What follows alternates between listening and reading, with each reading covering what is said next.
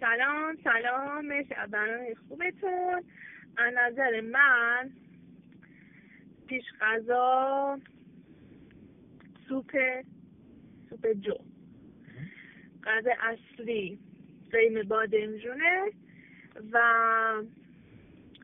دسرم کیک و بستنی. حالا رضا. سلام مرسی که این برنامه برگزار میکنی. خدا حفظتون و مامان حفظتون، دستتون درد نکنه.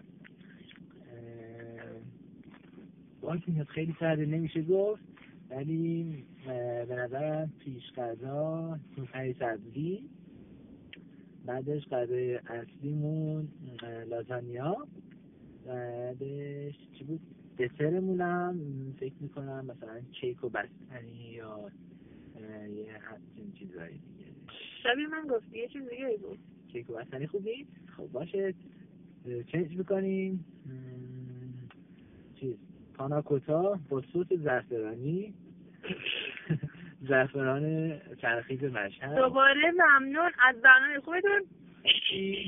یه دونه از این قلبای خوش دست بیار بابا. قلب بیار. این قلب شغل برعکس میشه ولی اشکال نداره. نگه دار من قلب درست اینجوری بیام. نه نصفش اومد جوان بیام اینجوری با نه سیده نگه دار یه دقیقه.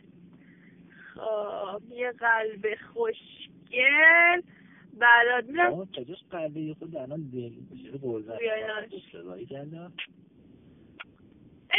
ایدو